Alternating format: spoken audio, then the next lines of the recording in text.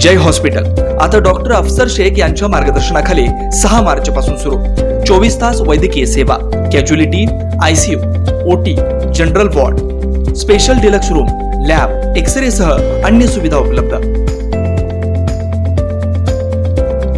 पूर्व भागातील सोलापूर विणकर हातमाग सोसायटी अर्थात व्ह्यूको प्रोसेसची जागा विक्रीत तब्बल 28 कोटी रुपयांचा अपहार केल्याचा ठपका ठेवून न्यायालयाने 11 जणांच्या विरोधात दोषारोपपत्र दाखल करून जामीन फेटाळलाय। या सर्व 11 जणांनी ॲडव्होकेट मिलिंद थोबडे यांच्यामार्फत न्यायाधीश IS शेख यांच्यासमोर युक्तिवाद मांडला।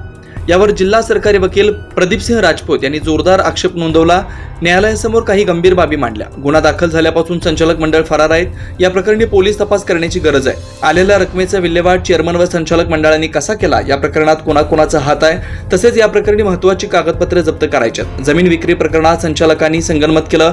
24 कोटी रुपयांचं मूल्यांकन असलेली जमीन केवळ 14 कोटीत विकल्यानं संशय आहे। अव्यावसायिक म्हणून निघालेल्या सोसायट्यांना व्यावसायिकांची परवानगी न घेता परस्पर विकली, जागेवरील जुनी इमारत पाडून बांधकाम साहित्यांची परस्पर विल्हेवाट लावली, असे अनेक मुद्दे ॲडव्होकेट राजपूत यांनी न्यायालयाच्या निदर्शनास आणून दिलेत। न्यायाधीश शेख यांनी या सर्वांचे जामीन अर्ज फेटाळलेत।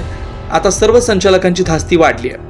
व्ह्यूको प्रोसेस, नागरी सहकारी बँक सोलापूर, सुतमिल, यशवंत सुतमिल, उद्योग बँक ही पूर्व भागातील शान होती।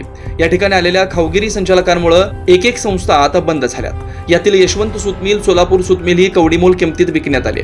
याबाबत तक्रारदारांची पायपीट सुरू आहे। अशातच व्ह्यूको प्रोसेसची जागेची किंमत 28 कोटींची असताना ती फक्त 14 कोटींना विकण्यात आली। यासाठी पूर्व भागातील स्वतःला सहकार नेते म्हणून घेणाऱ्या पुढाऱ्यांनी विरोध करण्याऐवजी विक्रीला समर्थन देऊन आपले हात ओले केलेत।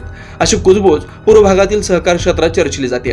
असे एकीकडे असताना ही जागा दिगंबर जैन पाठशाला या संस्थेला देण्यासाठी पद्मशाली समाजातील धुरंधर नेतृत्व सर्वच संस्थेत आपलं तुंतुन वाजवून बॅरिस्टरची भूमिका बजावणारे व सर्वांना मॅनेज करतो अशी हाव आणणारे कुचननगर येथील पुढारी नुकतेच हे प्रकरण न्यायपीठासमोर येण्यापूर्वी यातील काही महाशयांनी तडजोड करता येते का, काही लाख खर्च होतील असा निरोप आरोपी आणि आरोपींच्या संबंधितांना सांगून भ्रष्टाचाराचं खतपाणी घालण्याचा प्रयत्न केला। आता या प्रकरणी चेअरमन अविनाश बोमड्याल यांच्यासह 11 जणांचे जामीन अर्ज फेटाळण्यात आलेत। सरकारी वकील यांनी मांडलेल्या मुद्द्यानुसार या प्रकरणी पूर्व भागातील प्रमुख असलेल्या नेत्यांनी किती रकमेचं वाटप करण्यात आलं, त्याचबरोबर कोणत्या अधिकाऱ्यांनी हे प्रकरण सुलभ होण्यासाठी कितीचा मलिदा घेतला, याची चौकशी झाली आहे। अनेकांचे धाबे आता दणाणणार आहेत।